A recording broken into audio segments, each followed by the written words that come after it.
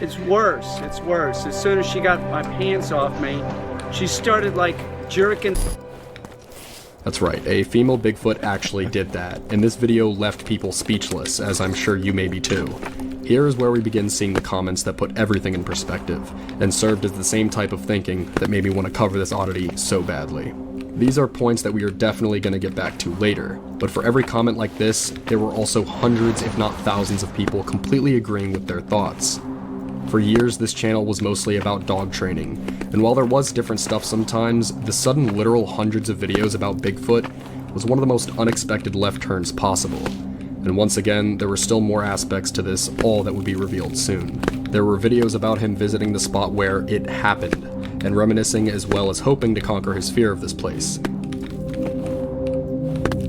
While these videos that we discussed, and most of the famous videos in general, were from about 5 to 6 years ago, even to this day they continue sometimes. Most notably, some of the videos start showing an even more interesting angle. He begins missing what happened on that infamous day. As far as important points in this whole saga go, that's about where things do end as far as Bigfoot goes at least, as there aren't many new twists and turns after these ones that we have described. Again, the strangest thing about all of this is that there are still dog training videos right next to it, or casual streams as if nothing ever happened. It's as if these insane Bigfoot rambles just happen to be a part of the channel. It's like it's completely normal.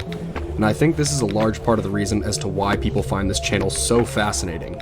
With all of this being said though, naturally, there are a ton of questions to ask here regarding this entire channel. So, without further ado, it's time to do just that.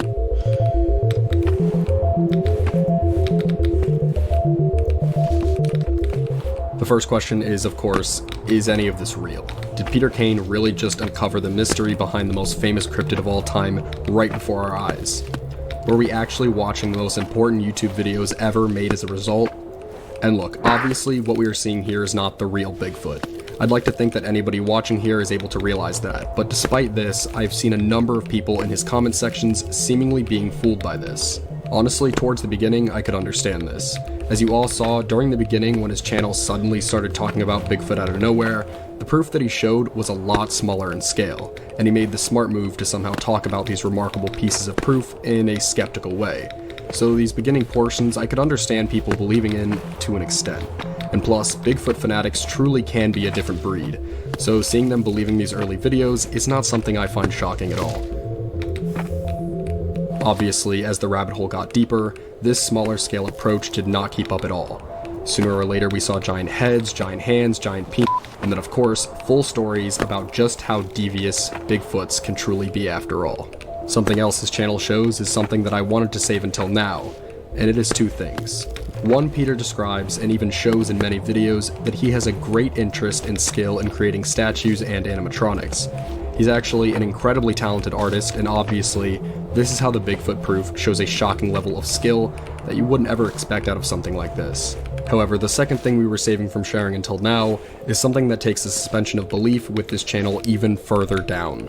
Guess what? As this channel shows, Bigfoot wasn't even the only creature that his father found on that fateful day in 1953. There was also the Frogman. As far as I know, the Frogman is a very specific cryptid native to Ohio that, well, resembles a humanoid frog or toad. That's cool and all, but in Peter Kane's world, the Frogman is basically just a stereotypical looking alien. The people in the room that have been examining the Frogman, and that's what my father called it. We don't really know what this species is, but we have 11 other people here. We have doctors, scientists, a few titans of industry. Again, what continues to strike me is just how straight he talks about this utterly ridiculous creature.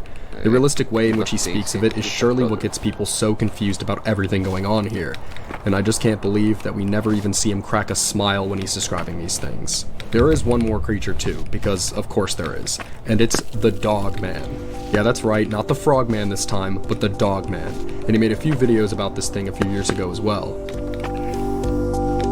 And there is actually one more thing that he did a few times too, and that was to actually show proof of some of these Bigfoots in action. The best case of this to me is when a supposed Bigfoot attempted to drink some water that Peter had left out for some stray cats at night.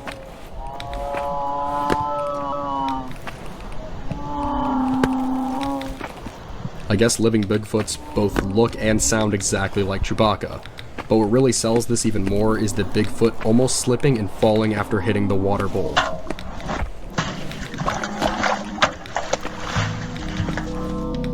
All of these things clearly show that nothing here was ever actually real, but again, by this point, I'm sure none of you were thinking that anyways.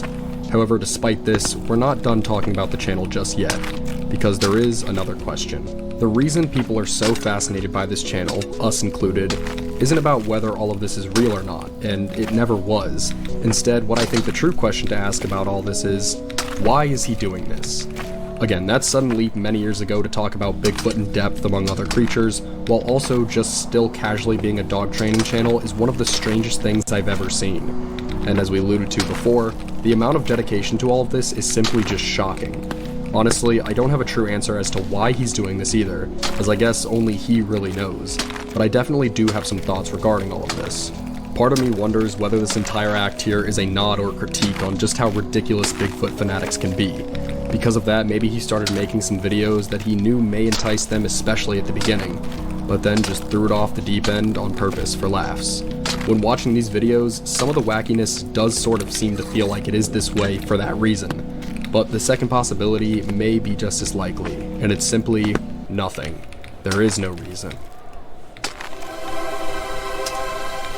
What I see here is a man that has an amazing passion in animals as a whole, but also has a secondary passion in simply just creating. That's probably why he made a YouTube channel, but he knew that he always wanted his personality to shine through too, and also didn't want to limit himself to exactly what he should do. So having a YouTube channel, I'm sure he also figured that yeah, if he wanted to create some cool animatronics or statues, he could absolutely do that for people to see. And well, they certainly saw it, that's for sure.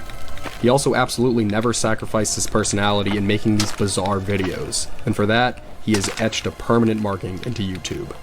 When you think about it more, when YouTube was first created, this is what it was for. And no, I don't mean for Bigfoot assault recounts, but what I mean is that it was all about YouTubers coming in and doing things for their own love and passion. And most importantly, for fun.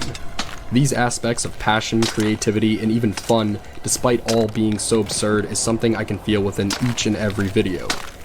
There truly has never been a channel quite like this one before, but it carries on a spirit that isn't around too often anymore. A spirit that, in a way, we hope our channel is able to keep alive too. So while no, Bigfoot wasn't truly found and captured after all, maybe by seeing this channel, we found something even rarer. Bots. You can't escape them on the internet. Check Instagram, TikTok, Reddit, Facebook, even this comment section most likely has bots. The internet is flooded with them. In fact, in 2021, it was reported that 42% of all online activity was bot traffic, which is a wild thing to think about.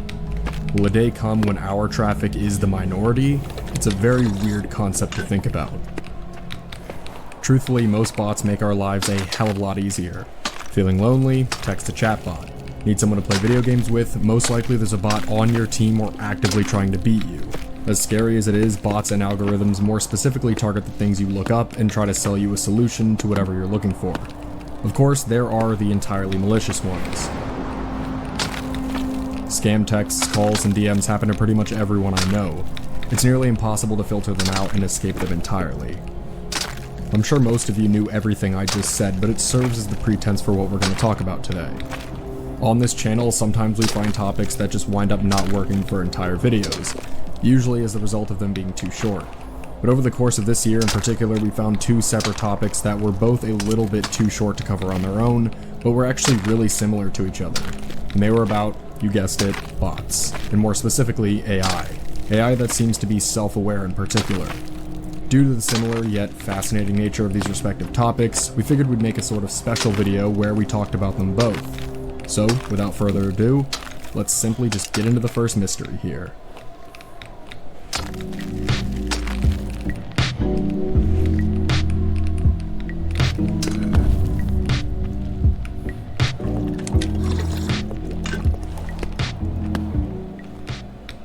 The first of the two mysteries here seem to ask a really interesting question.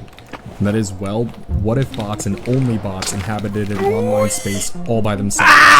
Where'd you heck, or you motherfucker? Unfortunately for us, there is actually a documented incident of exactly that happening. Deep in the far corners of Reddit resides r/subreddit simulator. Oh my god. And while it